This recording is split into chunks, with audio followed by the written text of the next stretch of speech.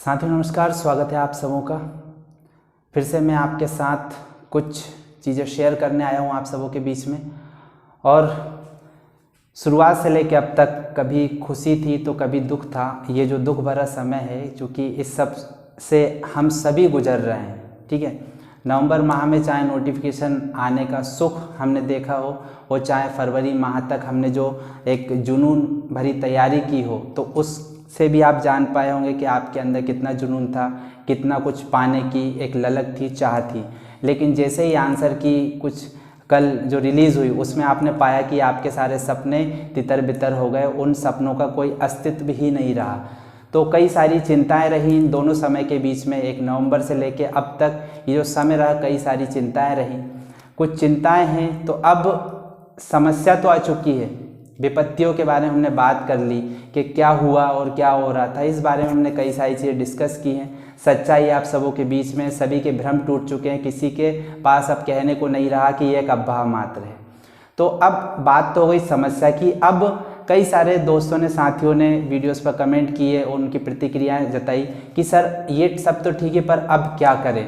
तो यही सब चीज़ें मैं आपके बीच में शेयर करने आया हूँ। ये मेरा एक नज़रिया है जो मैं अभी शेयर करने वाला हूँ। मुझे लगता है कि ये सारी कुछ मेरी कही गई कुछ बातें आपके काम की हो सकती हैं। तो यदि ऐसा है तो ठीक हंस की तरह दूध में से पानी को अलग कर दीजिए और दूध को अलग रहने दीजिए। तो आप सभी बुद्धिमान हैं और मैं समझता हूँ कि आप अपने काम की बात यहाँ से ले लेंगे और बाकी जो आपका काम का नहीं है उसे रहने देंगे। आप सभी अपनी जगह बुद्धिमान हैं, अपने विवेक से निर्णय लेंगे और दोबारा से कोई गलती होने की संभावना को भी नहीं रखेंगे। चलिए तो बात करते हैं इसी बारे में।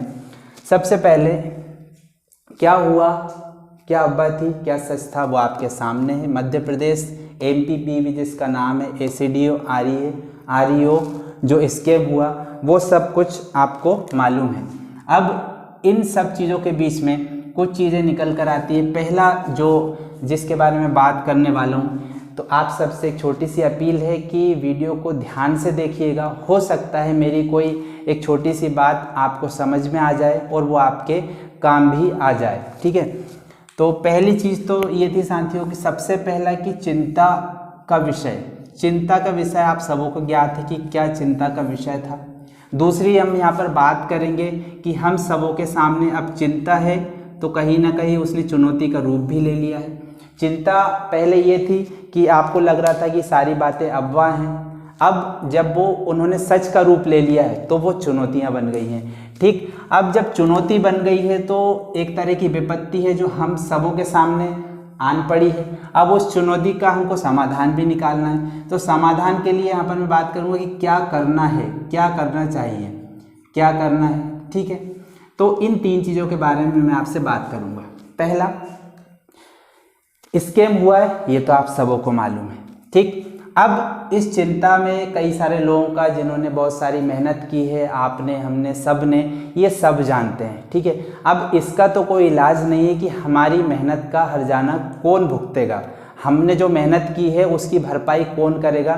तो ये सब बातें अब करने वाली नहीं हैं। इन बातों को करके फोकट में इमोशनल होना अब मेरे मत में ठीक नहीं है।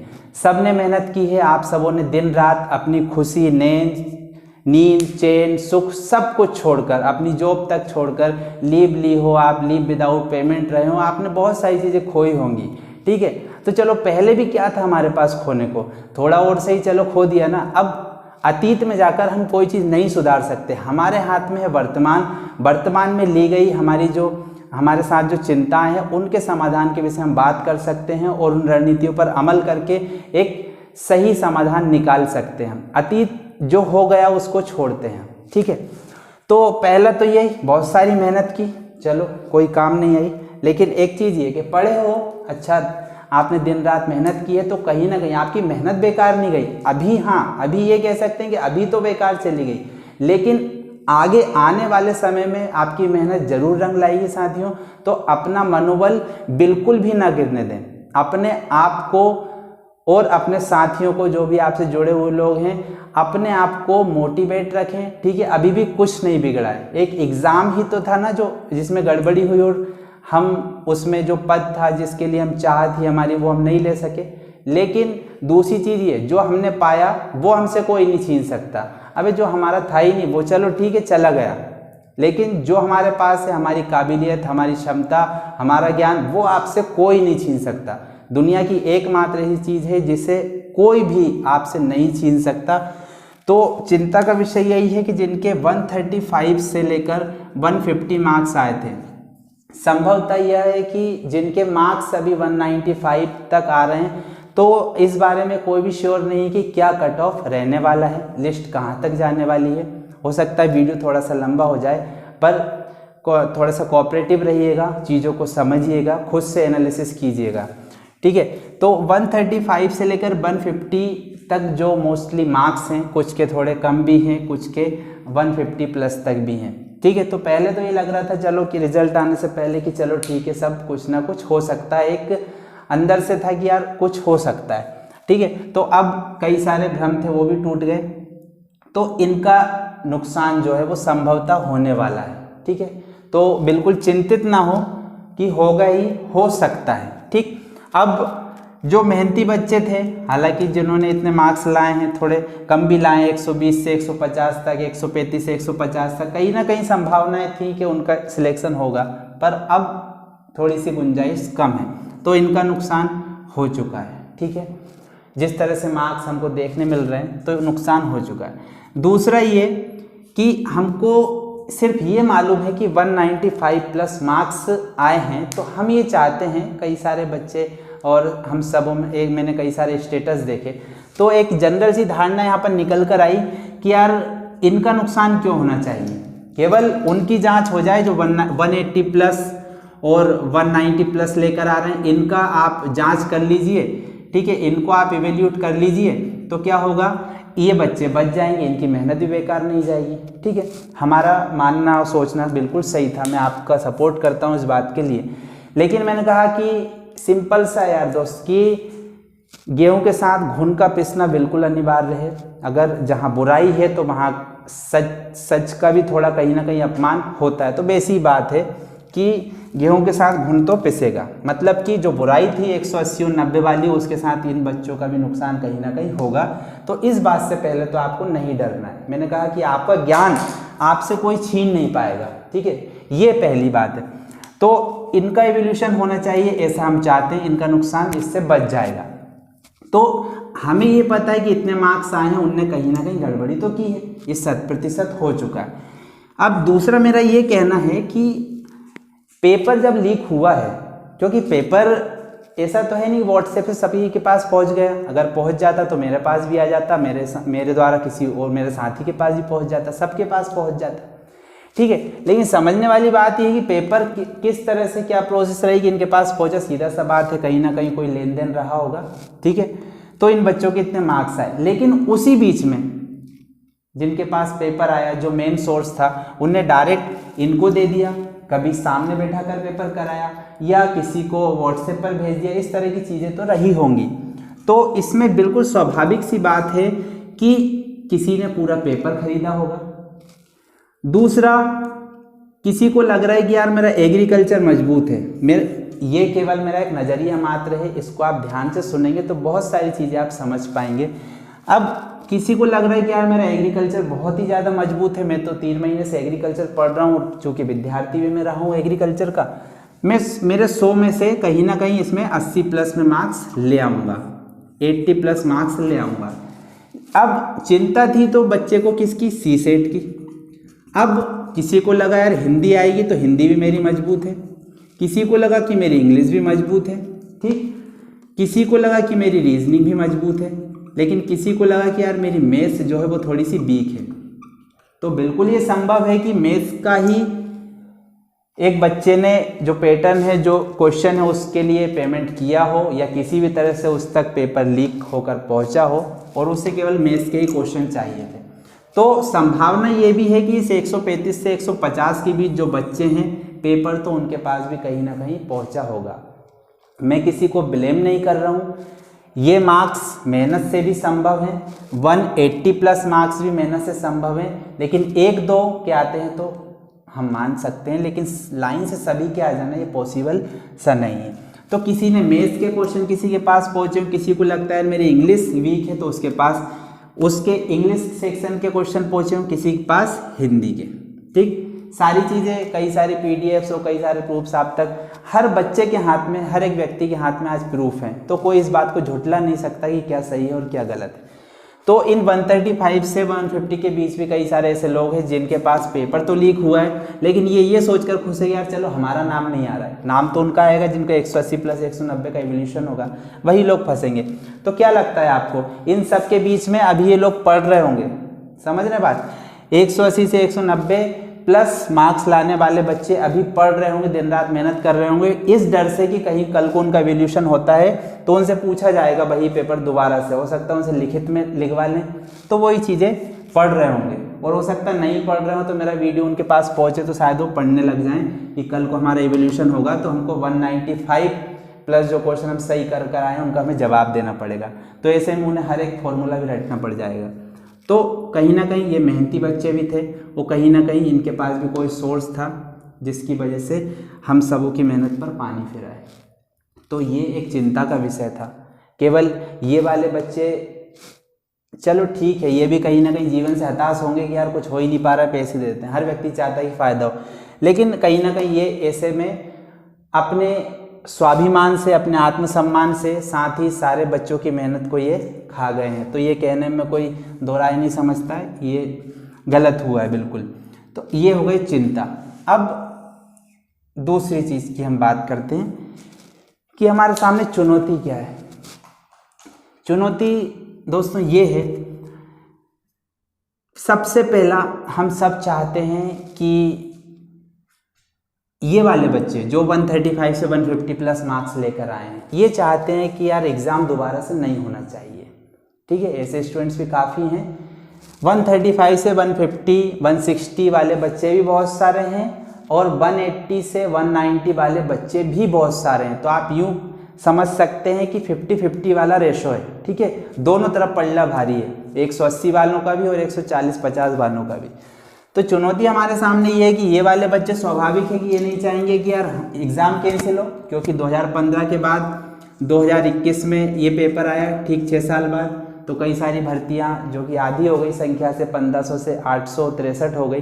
तो ये बच्चे नहीं चाहेंगे, क्योंकि इनके अंदर कहीं ना कहीं डर है कि यदि अब 2021 से भर्ती गई तो ये पता नहीं कब आएगी, कोई नहीं जानता। ठीक, तो ये बच्चे चाहेंगे कि ये चीज़ ना टलें और हमको अपना न्याय मिल जाए। ठीक, पहली तो ये चीज़ हो गई कि एग्ज़ाम कैंसिल नहीं चाहते, लेकिन दूसरे में हो ऐसा जाएगा कि मैंने आपको बताया कि गलती तो कहीं ना कहीं सबों ने की है। सच सब जानते हैं, जिसके अंदर चोर है वो जानता है, ठीक है, कि किसने गलती की है और किसने नहीं। अब ये वाले बच्चे चाहते हैं कि इनको सज़ा मिल जाए। ठीक, पहला तो आप चाहते हैं कि एग्ज़ाम कैंसिल ना हो। ठीक है, तो इसकी मैं बात करता हूँ कि एग्ज़ाम कैंसिल ना होगा तो इनको न्याय मिल जाएगा। और दूसरा बात रही कि इनको सज़ा वाली, ठीक है, इनको जो सज़ा मिलने वाली है जिसकी हम मांग कर रहे हैं। ठीक है, मेन मुद्दा हमारा एग्ज़ाम का है कि एग्ज़ाम कैंसिल होगा कि नहीं। तो मेरे मत में तो एग्ज़ाम कैंसिल होना चाहिए, क्योंकि पेपर लीक हुआ है तो वो कहीं ना कहीं सबों के पास, जो भी जिम्मेदार लोगों से कहीं ना कहीं बहुत सारे लोगों तक पहुंचा होगा। तो ये हम ऐसा नहीं कह सकते कि 150 वाला बिल्कुल ईमानदार है और 190 वाला बिल्कुल चोर है, क्योंकि 190 अगर किसी के मेहनत से भी आए होंगे तो गेहूं भी पिसेगा, घुन भी पिसेगा, और 150 वाला ये सोचकर बैठ जाएगा अरे वाह मैं तो बच गया। तो ऐसे में कहीं ना कहीं जो जिम्मेदार व्यक्ति है, जिसने गलती की है, वो अपने प्रयास में सफल हो जाएगा और ये चोर वाली जो प्रवृत्ति है आगे भी जारी रहेगी। ये कोई जीवन का आखिरी एग्ज़ाम नहीं है, बिल्कुल हार नहीं मानना है, हताश नहीं होना है। आगे भी ऐसी कई सारी चुनौतियां आपके सामने आएगी। एक छोटी सी सीख है, यदि जीवन में इससे आपने सीख ले ली तो आगे बहुत सारे एग्ज़ाम आपको देने को मिलेंगे। ठीक, तो एग्ज़ाम कैंसिल कराना कोई भी इसका तरीका नहीं है। दूसरा, सज़ा वाली बात, तो हाँ मेरे तरफ से तो ये है, मैं कोई डिसीजन नहीं सुना रहा हूँ, बस मेरे मत में क्या होना चाहिए कि सज़ा तो मिलना चाहिए उन बच्चों को जिन्होंने गलत किया है। अगर मेरा कोई करीबी भी ये करता, मेरा दोस्त भी करता, तो मैं बिल्कुल उसको गलत ही कहता कि हाँ गलत तो गलत है और ये जज्बा, ये सच बोलने का आप में होना चाहिए कि जो गलत है सो गलत है। तो सज़ा मिलना चाहिए। अब सज़ा में क्या होना चाहिए, किसी को मान लीजिए 5 साल की जेल कर दी, 5 साल बाद वो आ जाएगा फिर वही काम करेगा, ठीक है। तो होना जो सज़ा ये मिलनी चाहिए उसकी कि सबसे पहले उसकी BSc AG जो है डिग्री उसको निरस्त कर दिया जाए, उसका जो भी क्वालिफिकेशन है उसका MSc AG है जिस भी संस्थान से उसको निरस्त कर दिया जाए, नेट PhD उसके पास जो भी है सब कुछ निरस्त कर दिया जाए ताउम्र के लिए, जीवन भर के लिए, ठीक। दूसरा कि उसको जो भी कानून जो भी सज़ा तय करेगा, क्योंकि जब ये चीज़ें हुई हैं तो आप बहुत समझदार हैं कि आप ये भी समझ सकते हैं कि कौन लोग इसमें जिम्मेदार हैं और कौन इसमें जिम्मेदार नहीं है। क्योंकि एक व्यक्ति से एक, जैसे आपने सुना होगा कि एक चना भाड़ नहीं फोड़ सकता, तो ठीक उसी तरह से इसमें कई सारे अव्वल दर्जे के, निम्न दर्जे के और कई सारे लोग इसमें शामिल हैं। तो कहीं ना कहीं ये जो चीज़ है कि अगर ये चीज़ें सामने आएंगी तो कई सारे राज खुलेंगे, ठीक है। फिर जब इनके राज खुलेंगे तो बहुत सारे राज खुल जाएंगे, बात जॉब की नहीं होगी, फिर लोग पास्ट में भी जाएंगे, फिर लोग संविदा भर्ती में भी जाएंगे, पिछली पटवारी की भर्ती में भी जाएंगे और पिछले PAT PMT बहुत सारी चीज़ें होंगी। तो कुल मिला के ये चीज़ें होना चाहिए, ठीक। अब ये थी चुनौती में क्या होना चाहिए नहीं, तो मेरे मत में एग्ज़ाम कैंसिल होना चाहिए, दोबारा से एग्ज़ाम हो। हाँ, दोबारा से हम इस विश्वास के साथ देंगे कि यार पढ़ा है वो हमारे काम में आएगा, जो बच्चों ने पढ़ा है उनके काम आएगा दोबारा से उनका ज्ञान। दूसरा, यदि इनको सज़ा नहीं मिली तो इनके जैसे कई लोग फिर से सामने आएंगे, फिर से खरीदी और बिक्री का कारोबार फिर से होगा और उन जिम्मेदार लोगों को सबक नहीं मिलेगा जिन्होंने इन सब चीज़ों में संलिप्त हैं, ठीक है। तो सज़ा इनको मिलनी चाहिए और ताउम्र के लिए इनको पढ़ाई से वंचित कर दिया जाना चाहिए, फिर आगे की ज़िंदगी इनकी जो भी हो। साथ में यदि पॉसिबल हो तो इनके घर वाले भी जिम्मेदार हैं। इनके घर वाले इसलिए जिम्मेदार हैं क्योंकि एक बच्चे की इतनी हिम्मत तो नहीं कि वो 10 लाख या 15 लाख या 20 लाख इस तरह की राशि किसी को पेमेंट किया होगा, तो इससे घर वाले भी इसमें संलिप्त हैं, तो उनको भी सज़ा मिलना चाहिए।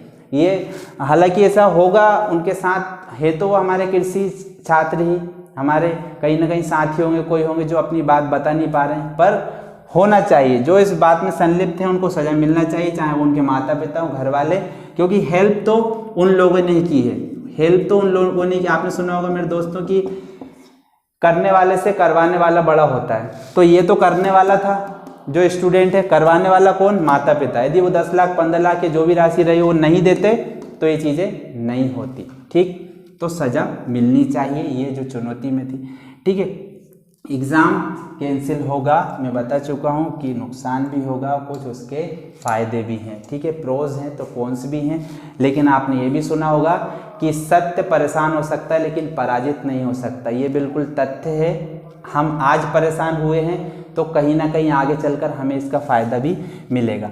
अब मैं बात करने वाला हूँ कि क्या करना है, ठीक। ये तो कुछ चुनौतियाँ हो गई, क्या करना है। अब इसमें बहुत सारी बातें हैं जो मेरे से रह जाएंगी, जैसे कि भाई कई लोगों का नुकसान हुआ, कोई गरीब था, कोई मेहनती था, सबका नुकसान हुआ है। माता पिता ने बहुत सारी चुनौतियों का सामना कर कर आपको पढ़ाया लिखाया, कहीं कोचिंग करने पहुंचाया, किसी का आखिरी बार था, किसी की शादी रुक गई, किसी की टल गई, बहुत सारे सपनों पर हमारे पानी फिरा है, सभी के साथ, छोटी किसी के साथ बड़ी समस्याएँ तो थी। खैर, मैंने कहा अतीत में जाकर हम कुछ नहीं सुधार सकते, वर्तमान और भविष्य आपके हाथ में है। वर्तमान में लिए गए डिसीजन आपका भविष्य तय करेंगे, और बात समझ में आ जाए तो ठीक है, वरना आप सब कुछ समझदार हैं, आप अपने भविष्य के लिए खुद जिम्मेदार हैं। क्या करना है पर मैं बात करने वाला हूँ, ठीक है।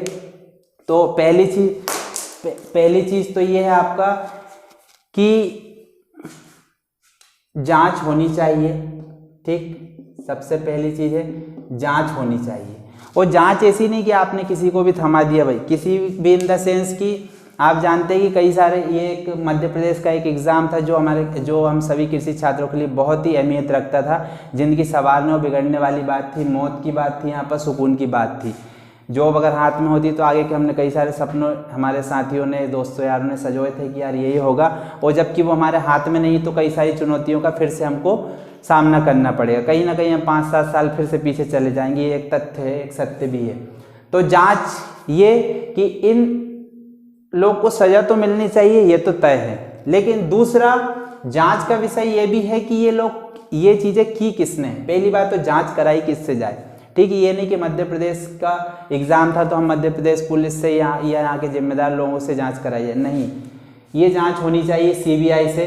खैर हमें भरोसा तो करना पड़ेगा, ठीक है, कहीं ना कहीं भरोसा तो हमारा इन लोगों ने भी तोड़ा है, लेकिन फिर भी हमें भरोसा इन पर करना चाहिए, ठीक है, क्योंकि यदि कानून में ही अगर हम हमारा भरोसा खो देंगे तो फिर हम अपनी अपील करेंगे किससे। तो हमें कानून पर अपना भरोसा दिखाना चाहिए।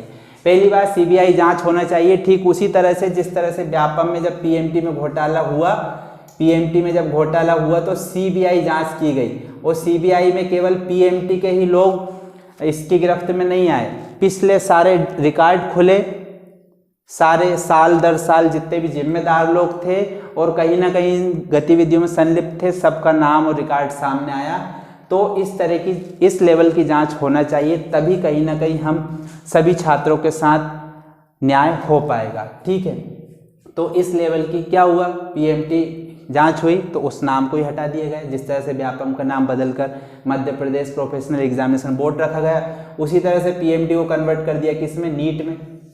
खैर ठीक है, भरोसा तो करना पड़ेगा, कुछ चीज़ें हुई हैं तो उस लेवल की जांच यहाँ पर होना चाहिए। दूसरा चीज़ ये हो सकती है कि अभी मध्य प्रदेश में कई सारे साथी छात्रों से बात हुई और कई सारे दोस्तों के साथ हुए, कमेंट भी आए और कॉल भी आए। तो एक ये है कि मेरे मत में मध्य प्रदेश में जो आपको मालूम है एग्रीकल्चर यूनिवर्सिटीज़ की संख्या कितनी है। अब एक तो है आपका ग्वालियर में, एक तो है आपका ग्वालियर में, ठीक, और एक है आपका जबलपुर में, ठीक। ये दो सेंटर हैं जहाँ से पूरी मध्य प्रदेश की कृषि से संबंधित गतिविधियाँ संचालित होती हैं। अब छात्रों का ये मानना है कि यार हमने जो है ग्वालियर और जबलपुर हुआ, इंदौर हुआ, ये बड़े कैंपस हैं और यहाँ से कई सारी चीज़ों को संचालित किया जाता है, बाकी सारे कैंपस भी बड़े हैं, वैसा नहीं है, लेकिन ये दो यूनिवर्सिटीज़ हैं जिनके अंदर कई सारे सब कैंपसेस हैं। अब छात्रों से बात हुई तो कई सबों के अपने अपने मत हैं। मेरा मत क्या है वो मैं आपको बता देता हूँ कि मेरे हिसाब से जो एक डिसीजन वाला सेंटर है, ठीक है, जहाँ से मध्य प्रदेश के छात्र नेता होना बहुत अच्छी बात है, लेकिन अपने हित की रक्षा के लिए और अपने साथ में जो लोग हैं उनकी रक्षा के लिए लड़ना, तब तो आप अच्छे नेता हो, वरन आप किस कैटेगरी में आ जाते हो नेताओं की वो फिर आप जानते हैं, ठीक है। तो ऐसा ना हो कि लड़ते लड़ते आप बहुत अमीर बन जाएं। गरीबों के लिए लड़ते लड़ते अक्सर होता यही कि एक व्यक्ति नेता बन जाता है और नेता बनकर कब वो अमीर बन जाता है पता नहीं चलता। तो ना मैं यहाँ पर नेता हूँ, ना आप में से किसी को नेता बनना है। हमें सच के लिए लड़ना है, अपने हक के लिए लड़ना है, अपनों के लिए लड़ना है, अपने सपनों के लिए लड़ना है, अपने माता पिता ने जो हमसे उम्मीदें लगा रखी हैं हमको उनके साथ न्याय करना है, तब बात होगी। तो किसी को यहाँ पर नेतागिरी नहीं करना है, पहला। दूसरा जो यहाँ पर सेंटर है, पहला ग्वालियर, जबलपुर और तीसरा इंदौर, ठीक, तीसरा है यहाँ पर इंदौर, ठीक है, इंदौर। अब यहाँ से कुछ छात्र नेता हैं जिनकी बातें सब लोग मानते हैं, ऐसे कुछ लोग जबलपुर में भी होंगे, इंदौर में भी होंगे और ग्वालियर में भी होंगे, ठीक है। अब क्या होगा, दुख तो हर व्यक्ति के मन में है, ठीक है, कुछ आक्रोश मेरे मन में है, कुछ आपके मन में, बहुत सारे सभी साथी जिनका कहीं ना कहीं उनको लग रहा है कि अच्छे मार्क्स लाकर भी हमारे साथ गलत होने वाला है, तो हर एक व्यक्ति के अंदर आक्रोश है, ठीक, जिन्होंने मेहनत की है उनके अंदर, है ना, और आक्रोश उनके अंदर भी जिन्होंने गलत किया है। अब वो सोच रहे हैं कि यार इन लोगों ने इतना सारा आया था तो फैला दिया, हमको कहीं ना कहीं गलत तो करार कर दिया। अब हो सकता है कल को वो लोग इस चीज़ का बदला भी लेना चाहेंगे तो उससे भी निपटेंगे, लेकिन अभी हमारे सामने चुनौती क्या है, हमें अपने हक के लिए लड़ना है। ग्वालियर, इंदौर, जबलपुर, तीनों सब कैंपसेस में इन सारे यूनिवर्सिटीज़ में ऐसे छात्र होंगे जिनका कहना कहीं ना कहीं सब लोग मानते होंगे। तो आप कल इंदौर में 4 बजे एक मीटिंग होने वाली है, ऐसा कई छात्रों से बात हुई है, ठीक। तो मैं समझता हूँ 3 सेंटरों में से कहीं ना कहीं इंदौर एक ऐसा केंद्र है जहाँ पर सबसे ज़्यादा स्टूडेंट आपको मिलेंगे हर एक फील्ड के। बात करें एग्रीकल्चर की तो एग्रीकल्चर के मोस्ट ऑफ द स्टूडेंट जो तैयारी करना चाहते थे किए भी हैं, उन्होंने अपना गढ़ टीला किसे बनाया, इंदौर को, तो वो कहाँ पहुँचे, इंदौर। तो इसलिए मैं इसे एक प्रमुख सेंटर कह रहा हूँ क्योंकि आप मोस्ट ऑफ द स्टूडेंट यहाँ पर मिलेंगे। न केवल एग्रीकल्चर स्टूडेंट जो कॉलेज में हैं और साथ ही जो इंदौर में तैयारी कर रहे हैं तो वो यहाँ पर मिलेंगे। तो अब जो कल मीटिंग होने वाली है, आप लोग शायद 4 बजे का टाइम डिसाइड किए हो, 4 PM। तो सबसे पहले मेरे मत में ये है कि तीनों जगह आपने अपने अपने हिसाब से मीटिंग तो करनी चाहिए, लेकिन आपस में आपका कोऑर्डिनेशन होना चाहिए। तीनों जगह का आपका कोऑर्डिनेशन अच्छे से होगा तो हम एक सही निर्णय पर पहुंच पाएंगे। पता पड़ रहा है ग्वालियर में अलग डिसीजन हो रहा है, इंदौर में अलग हो रहा है, जबलपुर में अलग हो रहा है, तो कहीं ना कहीं हम प्लस माइनस होंगे और एक दूसरे से कहीं ना कहीं दूर हो जाएंगे, खिंच जाएंगे। ठीक है, तो आपस में कोऑर्डिनेशन होना बहुत ज़्यादा ज़रूरी है। ठीक, 1 मिनट में देख लूँ कि वीडियो हमारा पॉज तो नहीं हो गया। ओके, तो आपस में कोऑर्डिनेशन होना बहुत ज़्यादा ज़रूरी है। ठीक है, तो पहले 4 बजे से पहले ये खबर सबके पास पहुंच गई होगी कि इंदौर में इस तरह कोई मीटिंग होने वाली है। तो 4 बजे से पहले हमको तीनों जो कैंपसेस हैं उनमें आप सभी लोग मिलकर आपस में मीटिंग कीजिए। ठीक है, हर एक जगह से, हर एक कैंपस से 2-2 छात्र ऐसे सामने आए जो इन चीज़ों की जिम्मेदारी लेना चाहते हैं। ठीक है, देखिए कहीं ना कहीं हमें नुकसान तो होगा इसमें, लेकिन फ़ायदे ज़्यादा हैं इसके। ठीक, आज हम लड़ेंगे तो हमारे कई साथी, या हो सकता है कि अगले व्यक्ति को इससे फ़ायदा हो। ठीक है, तो आपका हो सकता है, मेरा आपका इसमें कहीं ना कहीं नुकसान भी हो जाए। ठीक, लेकिन अगर आज नहीं बोले बेटा तो कल को बहुत सारी चीज़ें ऐसी होंगी कि हम ना आप कोई बोलने लायक नहीं बचेगा, क्योंकि गलत होते तो बहुत सारे लोग देखते हैं, लेकिन उसके लिए लड़ना, उसके लिए आवाज़ उठाना, ये मेन बात है। तो सब जगह से 2-2 छात्र ऐसे आए जो जिम्मेदारी उठाना चाहते हैं कि हाँ हमें कुछ सही करना है, बदलाव की तरफ बढ़ना है। तो ग्वालियर, इंदौर, जबलपुर से अब ये जो लोग हैं ये अपना मीटिंग तय करेंगे 4 बजे से पहले। अगर आपके पास ये वीडियो पहुंच जाएगा तो आप ऐसा कर सकते हैं। तो 4 बजे से पहले आप एक मीटिंग कीजिए आपस में, हर एक कैंपस के लोग आपस में एक दूसरे से कनेक्ट हैं, तो हर जगह ये मीटिंग होना चाहिए सबसे पहले। ठीक, अभी मीटिंग हो 4 बजे के पहले की मैं बात कर रहा हूँ। मीटिंग होने के बाद ये जो 2 लोग हैं, मतलब कि मीटिंग तो हो गई, अब इसमें किन लोग को शामिल करना चाहिए? BSc एग्रीकल्चर, MSc एग्रीकल्चर जो कॉलेज के छात्र हैं, साथ में जो इंदौर में स्टूडेंट, चाहे वो MSc करे, उन्हें 5 साल हो गए हों, 2 साल हो गए, 4 साल हो गए, उन्हें भी अपनी भागीदारी इसमें निभाना चाहिए। ठीक है, तो ये चीज़ हो। तो अब ये मीटिंग जो 4 बजे पहले आपने की, अब इसमें एक मेन चीज़, इसमें आपको जो BSc AG कर रहे हैं, चूँकि BSc AG जो कर रहे हैं उनको इस बात से अभी कोई लेना देना नहीं, लेकिन भविष्य में उनको इस बात का दोबारा से सामना नहीं करना पड़ जाए, चूँकि आप सीनियर बैच के हो, आप सीनियर हो उन बच्चों से जो BSc एग्रीकल्चर अभी कर रहे हैं, तो आपको उनके लिए कहीं ना कहीं एक मार्गदर्शन का काम करना है, क्योंकि घर में छोटा बच्चा वही सीखता है जो बड़े करते हैं। तो ध्यान रखिएगा इस बात का, इन्हें आप पर भरोसा है, इन लोग को आप पर भरोसा है, इनका वहाँ कोई नहीं है। हम सभी छात्र जो एक साथ रहते हैं, हमारे आसपास जो रहते हैं वही हमारा परिवार है। ठीक है, तो इनको भी साथ में लें, ये कहीं ना कहीं आपका साथ देंगे जब आप इनको साथ लेकर चलोगे। तो मीटिंग हो, और उसके बाद ये जो 6 लोग हैं, 2, ये 4 और ये 6, ये सब लोग आपस में फ़ोन कॉल से या गूगल मीट से कनेक्ट होकर आपस में कोऑर्डिनेशन करें। कोऑर्डिनेशन करने के बाद ये तय करें कि हमारे यहाँ ये मीटिंग हुई है, अब हमें ये सारी चीज़ निष्कर्ष निकल कर आए, अब हमें क्या करना है। ठीक है, ये मैं ऐसा इसलिए कह रहा हूँ क्योंकि मान लीजिए इंदौर में कोई मीटिंग हुई तो उसके अलग निष्कर्ष निकलेंगे, ग्वालियर के अलग और जबलपुर के अलग, तो इसमें कहीं ना कहीं आपस में क्लेश होगा। जबलपुर में हाई कोर्ट है तो इंदौर में भी उसकी कोई सब शाखाएं हैं, तो ऐसा ना हो कि यार इंदौर ग्वालियर हर जगह ऐसा है, लेकिन ऐसा ना हो कि जबलपुर के लोग कुछ अलग कर रहे हैं, इंदौर के लोग कुछ अलग कर रहे हैं। तो फ़ोन पे आपस में कोऑर्डिनेशन करें, फिर उसके बाद 4 बजे दोबारा मीटिंग रखें, जो आपके निष्कर्ष निकल कर आए उन्हीं के बारे में दोबारा से मीटिंग करें।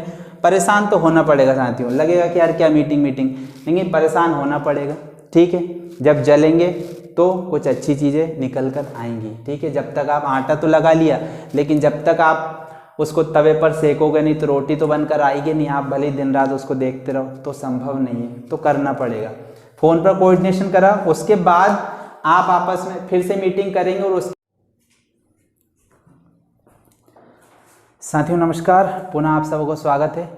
चूँकि वीडियो थोड़ा सा लंबा हो गया था तो बीच में चलते चलते कैमरे ने मेरा साथ छोड़ दिया, शायद उसको मेरी बात पसंद ना आए हो, ये भी एक कारण हो सकता है। तो चलिए, कारण जो भी रहा हो, तो आगे जो पिछले वीडियो में बात कर रहा था इसको मैं पार्ट 1 और पार्ट 2 करके डाल दूंगा। यदि आपको, स्वाभाविक सी बात है, यदि आपको पिछली बातें ठीक ठाक लगी होंगी और कहीं ना कहीं कुछ चीज़ें आपके काम की रही होंगी तो आप इस वीडियो पार्ट 2 को देख रहे होंगे। तो आगे की बात मैं कर रहा हूँ, कुछ टेक्निकल प्रॉब्लम्स की वजह से दूसरा पार्ट मुझे बनाना पड़ रहा है, चूँकि आधे घंटे से मैं अकेले ही वीडियो के सामने बोलते जा रहा था, पर कैमरे ने साथ छोड़ दिया। चलो खैर, जीवन में आगे बढ़ोगे तो कुछ अपने भी साथ छोड़ेंगे और पराये भी साथ छोड़ेंगे, तो आपको अपने ऊपर भरोसा होना चाहिए, ठीक है। चलिए, तो इसको एक बार मैं बात कर रहा था मीटिंग्स की, कि जो आपकी मीटिंग्स रहेंगे उसको अपने आपस में कोऑर्डिनेशन करना है। जो भी कैंपस के लोग आपस में 2-2 छात्र नेता जो रहेंगे अपने कैंपसेस में कोऑर्डिनेट करेंगे अपने छात्रों को, और बीएससी, एमएससी और सभी को एक साथ लेकर चलेंगे। सीनियर छात्र अपने जो रहेंगे वो बीएससी जो अभी कर रहे हैं हाल ही में और जो ग्रेजुएट हो चुके हैं उनके साथ परीक्षाओं की जो भी आपकी रणनीति रहेगी उस बारे में बात करेंगे।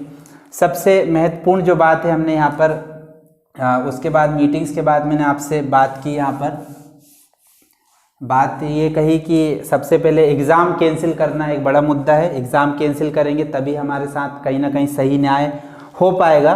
क्यों होना चाहिए एग्ज़ाम कैंसिल, इस बारे में हम बात कर चुके हैं। दूसरा, जब एग्ज़ाम कैंसिल करना कोई हल तो है नहीं कि हमने एग्ज़ाम कैंसिल कर दिया, क्योंकि पिछला एग्ज़ाम 2015 के बाद 2021 में आया, ठीक। तो यदि पहले 6 साल लग गए तो अब हो सकता है 10 साल भी लग जाए, तो ऐसे में तो उन लोग का नुकसान भारी हो जाएगा जो इस लड़ाई में साथ तो दे रहे हैं लेकिन भविष्य में जाकर उनको कोई उसका फल मिला नहीं। अब फल कैसे नहीं मिला कि ओवर एज हो गए। जब ओवर एज हो गए तो आगे 10 साल बाद तो उनको एग्ज़ाम देने कोई मतलब नहीं, तो वो कहेंगे यार हम क्यों लड़ें आपके लिए, हम तो वैसे ही 30 साल के हो चुके हैं, हम अब क्यों लड़ें, हमारा तो ओवर एज हो गया। तो ऐसे साथ ही छात्र निराश ना हो, इसके लिए भी एक हल है हमारे पास कि एग्ज़ाम कैंसिल कराने के साथ साथ हमारी मांग में ये भी शामिल होना चाहिए कि ये जो एग्ज़ाम कैंसिल कराया जा रहा है वो 2021 में ही कंडक्ट कराया जाए और उसकी ज्वाइनिंग भी 2021 में ही हो। अब ऐसा तो है नहीं कि हम कहेंगे और हो जाएगा, बार बार हमको इस चीज़ के लिए परेशान होना पड़ेगा, बार बार जिम्मेदार लोगों के पास जाकर हमको बात करनी पड़ेगी। आप बोलोगे नहीं तो कोई सुनेगा नहीं, और कोई सुनेगा नहीं तो बात पहुंचेगी नहीं, और बात पहुंचेगी नहीं तो ये मेरा वीडियो रहा, ये मेरा कैमरा रहा और मैं यहाँ रहा, सब कुछ यहीं धरा के धरा रह जाएगा और आप अपनी जगह भी सही रहेंगे, ठीक। तो अब इन सब चीज़ों के बीच कुछ चीज़ें और मेरे दिमाग में आ रही, वो एक शायद काम की हो सकती हैं। यहीं पर हम कर लेते हैं एक छोटा सा कॉलम, यहाँ पर देख लेते हैं। मेन चीज़ ये 2015 से लेकर 2021 तक का जो समय रहा, 2015 वाले विद्यार्थियों के सामने पुनः वही स्थिति आई जो 2015 में थी। जो 2021 के जो बच्चे हैं अभी उनके सामने पुनः वही स्थिति आज दोबारा से आकर खड़ी हो गई है जो 2015 में उनके साथ थी। जो 1500 पद आए थे आज वो 863 हो गए हैं। क्यों हुआ ऐसा मुझे भी नहीं मालूम, जिम्मेदार लोग इसके बारे में बखूबी जानते हैं। लेकिन ये गलती दोबारा से 2021 के बाद 2026 में ना दोहराई जाए, इसके लिए कुछ चीज़ें हमें ध्यान रखना है। हमने 2015 में ही भोपाल जाकर नारे लगाए थे, 2016 में भी लगाए, 17 में भी लगाए, 18, 19 और 20 लगातार लगाए। कई बार पुलिस से झड़प भी हुई, कई बार नुकसान हुआ, फायदे तो इससे कुछ हुए नहीं। कुछ सुनहरे मौके मिले थे, नवंबर में नोटिफिकेशन देखने को मिला था, 2021 में दोबारा से वही दुख सामने आया, ठीक। तो ये दुख बार बार ना आता रहे, इसके लिए कुछ चीज़ें हैं कि नारे लगाने से कुछ नहीं होगा, ठीक। रात को सोचा, रात में जोश रहा, सुबह जाकर बस अपने नारे लगा दिए, ठीक। तानाशाही बंद करो, ये करो, वो करो, ठीक है। मैं किसी को हतोत्साहित नहीं कर रहा हूँ, मैं आपके साथ हूँ, ठीक। इस वीडियो के माध्यम से ही सही, पर मैं अपनी बातें आप तक पहुँचा रहा हूँ क्योंकि मैं कहीं ना कहीं आपका हित चाहता हूँ, ठीक। आपके सपनों की लड़ाई में मैं आपके साथ हूँ। तो ये बात ध्यान रखना है कि नारेबाजी करने से कुछ नहीं होगा, ठीक। नारेबाजी करने से बचें, ठीक। चाहे कोई भी कैंपस के हों, आप मुझे अच्छा बुरा भला कह सकते हैं, मेरा कमेंट ऑन है, कभी वो मैं ऑफ नहीं करूँगा। जो आप चाहें, आप स्वतंत्र हैं अपने विचार रखने के लिए। ग्वालियर, इंदौर, जबलपुर जो भी कैंपस हो, चाहे वो सीहोर का आर्य के हो, चाहे वो हॉर्टिकल्चर विद्यालय हो, चाहे वो कोई भी जगह हो, नारेबाजी करने से आपको बचना है। क्योंकि नारेबाजी तो पिछले 3 महीने से किसान भी दिल्ली में कर रहे हैं। उन्होंने ट्रेन की पटरी के सामने आकर बैठे, रोड जाम कर दिया, लेकिन उसका कोई फ़ायदा नहीं मिला। तो अब भाई ये नहीं करेंगे। हाँ, ये तो सही बात है कि भाई भगवान को भी सुनाना है तो उनके सामने भी 1 घंटा लगाना पड़ता है हमको, ताकि वो हमारी बात सुन सकें, ठीक। तो एक माध्यम तो होना चाहिए कि सरकार और हमारे बीच में जो गैप है वो केवल बात का है। बात कैसे पहुंचेगी? नारे से पहुंचेगी, लेकिन नारेबाजी सही दिशा में होना चाहिए। किसी तरह का इसमें गाली गलौज या असभ्य भाषा का प्रयोग हमें नहीं करना चाहिए। इन चीज़ों से हमें बचना होगा, नहीं तो हमारा मुद्दा मुद्दा ही रह जाएगा और हम मुद्दे से भटक जाएंगे। तो नारेबाजी नहीं करना है। कब तक नहीं करना है? जब तक हमारे पास सही रणनीति ना हो। रणनीति आप सब मिलकर बनाएंगे, तो उसमें आप ध्यान रखें मुद्दे से ना भटकें। सीसेट जैसे विषय को आप उसमें ना उछालें कि सीसेट हटाइए, ये हटाइए, वो हटाइए। बस ये छोटी सी मांग रहे कि इसमें हमारा जो एग्ज़ाम होगा वो एग्ज़ाम कैंसिल जो हुआ है वो 2021 में होना चाहिए, ज्वाइनिंग 2021 में होना चाहिए। जो इसके जिम्मेदार लोग हैं उनको सज़ा मिले, और साथ ही इसमें ये भी शामिल होना चाहिए कि जो एग्ज़ाम में सिलेबस दिया जा रहा है बस उसके हिसाब से भैया एग्ज़ाम ले लो, चाहे खूब कठिन बनाओ ना कहीं भी बनाओ, पर जो सिलेबस दे रहा हो उसके हिसाब से एग्ज़ाम ले लो। हमें आपसे कोई शिकायत नहीं है। आप टफ से टफ क्वेश्चन पूछो पर उसका सिलेबस दे दो। आपको ज्योमेट्री पूछना है, आपको ट्रिग्नोमेट्री पूछना है, आपको अंकगणित पूछना है, बीजगणित पूछना है, आपको एडवांस इंग्लिश पूछना है, आपको मीडियम लेवल की पूछना है, बेसिक पूछना है, आपको हिंदी व्याकरण पूछना है, आपको साहित्य पूछना है, आपको एग्रीकल्चर का इतिहास पूछना है या मॉडर्न टेक्नोलॉजी पूछना है। क्लियर कर दो ना भाई कि ये सिलेबस रहेगा, हमें यहाँ से पूछना है, हमें आपसे किसी तरह कोई शिकायत नहीं है। तो ये हमारी रणनीति में शामिल होना चाहिए विषय भी। ये नहीं कि यार सीसेट ही हटा दो, अरे ठीक है करा रहे ना, अगर हम में काबिलियत है तो हम दुनिया का कोई भी एग्जाम का सिलेबस हमारे पास रहेगा, हम उससे पार कर जाएंगे, बट सिलेबस होना चाहिए। दूसरा, रणनीति सारी तय होना चाहिए। ये सारी चीज़ें थी। नारेबाजी तभी आप वहाँ पहुँचें किसी भी कार्यालय के सामने जब आपके पास सारी चीज़ें क्लियर हों, उसके बाद आप अपनी बात रखने के लिए ये चीज़ें भी ज़रूरी होती हैं। चाहे वो मुद्दा छोटा हो या बड़ा हो, चिल्ला चोट तो करनी पड़ेगी। तो ये सारी चीज़ें थी मुझे जो आपसे शेयर करनी थी, ठीक। तो जैसा कि मैंने पिछला वीडियो में बोला था कि कहीं अगर भविष्य में कभी आपके सामने इस ऑनलाइन प्लेटफॉर्म के माध्यम से यदि आपको भविष्य में हम पढ़ाई कर रहे होंगे तो उस वीडियो का आप भले ही शेयर मत करना, उसको डिसलाइक करना, अनसब्सक्राइब कर देना। इस सब चीज़ों को जब आप पालें, जब हमारे साथ न्याय हो जाए तो आप मेरे चैनल को सब अनसब्सक्राइब कर देना, डिसलाइक कर देना। लेकिन आज की जो स्थिति है, हमें एक दूसरे का सपोर्ट करना चाहिए। हम एक दूसरे के हथियार हैं। जब मिल बैठेंगे चार यार तो कई सारी चीज़ें अच्छी भी निकल कर आएंगी, और जो बुरे हैं वो आपका कहीं ना कहीं डिसलाइक भी करेंगे। आप अच्छी चीज़ें लिखिए, बुरी लिखिए, मुझे उससे फ़र्क नहीं पड़ता, लेकिन जो लोग अपने सपनों की लड़ाई लड़ रहे हैं उनका साथ दीजिए। यही मुझे आपसे कहना था। अच्छी रणनीति और आगे बढ़िए, मैं आपके साथ हूँ, और एक दूसरे का सहयोग कीजिए। इसी में ये था कि लिख देता हूँ यहाँ पर, अगर अभी तक आप वीडियो देख रहे हो तो ये चीज़ भी इसमें इम्पोर्टेंट है कि लीडर बनने की कोशिश नहीं करना है, ठीक है। क्योंकि सब लोगों ने हमने ये देखा है कि यार गरीब के लिए लड़ते लड़ते कोई व्यक्ति बहुत अमीर हो गया। तो यहाँ पर अमीर और गरीब की लड़ाई नहीं है, यहाँ पर हक की लड़ाई है। किसी को लीडर नहीं बनना है, एक दूसरे का कोऑर्डिनेशन करना है, जैसा कि मैंने बताया एक चेन के रूप में काम करना है। कभी भी इन फ्यूचर जब हम लोग को एक जगह इकट्ठा होना पड़ेगा, भोपाल में, इंदौर में, जबलपुर में, वैसे जो सेंटर है मुख्य, हमें भोपाल में इकट्ठा होना पड़ सकता है, तो ग्वालियर वाला ग्वालियर के बच्चों को कोऑर्डिनेट करे, इंदौर वाला इंदौर के बच्चों को संभालेगा, जबलपुर वाला जबलपुर के बच्चों को। ऐसा नहीं होना चाहिए ग्वालियर वाले बच्चे ने किसी से, आज तो आपने जोश जोश में बात कर ली कि ये मीटिंग में होना है, कल को यदि ग्वालियर वाला बच्चा ग्वालियर के ही बच्चे से पूछता है तो उन्होंने कहा कि नहीं मेरे को नहीं मालूम, इंदौर वाले लोगों से पूछो। तो ये नहीं होना चाहिए। ग्वालियर वाले जो छात्र नेता हैं उनको अपनी बातें क्लियर होना चाहिए, इंदौर वालों को अपनी, जबलपुर वालों को अपनी, लेकिन नीतियाँ सबकी मिलाकर एक ही बनना चाहिए, अलग अलग दिशा में नहीं भागना है। क्योंकि जब तक हम अपनी नीतियों पर खुद सही से उन नीतियों को फॉलो नहीं करेंगे तो हम इस 2021 को कब खो देंगे हमें पता नहीं पड़ेगा। आपस में कोऑर्डिनेट करेंगे, कोई लीडर बनने की कोशिश नहीं करेगा।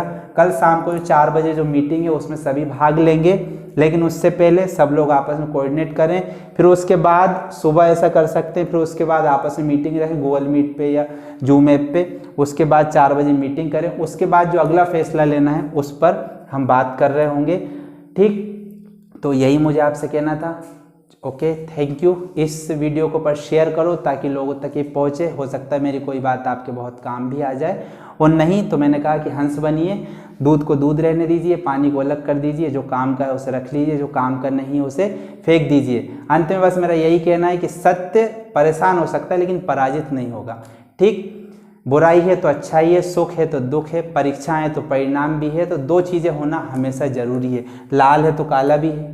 ठीक, देखो अच्छा लग रहा है, तो ये चीज़ें विशेष ध्यान रखना है। एक पक्ष में बात नहीं करना है, सामने वाला बोलेगा तो हमें सुनना भी है, ठीक, सुनाना भी है, सही को सही कहना है, गलत को गलत कहना है। यदि ये चीज़ें आज नहीं आई तो हो सकता है आगे आने वाले लोग हमेशा गूंगे ही आएँ, बोलना ही भूल जाए। होने दो, गलत हो रहा है तो होने दो, सही के लिए बोलोगे तो सही होगा। क्योंकि सच्चाई यही है कि गलत सहने की आदत हो गई है, इसलिए गलत हमें कुछ लगता ही नहीं है। सब कुछ हम गलत होते हुए देखते हैं और निकल जाते हैं। जब खुद पर बीतती है तो बात समझ में आती है।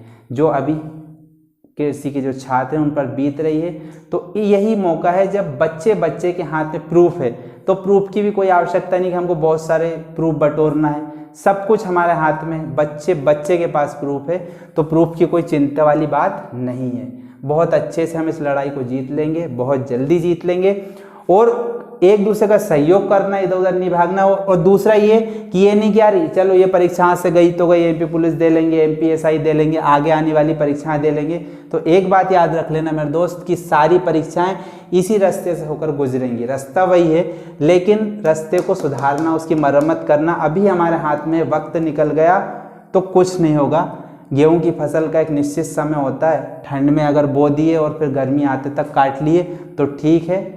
अगर आप सोचो कि जायद के मौसम में गेहूं को बो दो तो ये पॉसिबल नहीं है। आप सोचो कि सोयाबीन को ठंड में बो दो और गेहूं को आप खरीफ में बरसात में बो दो तो पॉसिबल नहीं है। जो समय पर करना वो करना है। ओके, इन्हीं बातों के साथ थैंक यू सबों का यहाँ तक कोऑपरेट करने के लिए। फिर मिलेंगे। Okay, thank you. शेयर करिए इस वीडियो को ताकि जिम्मेदार लोगों तक पहुँचे और साथी लोगों तक पहुँचे। कल 4 बजे से पहले तो पहुँच जाना चाहिए। Okay, thank you.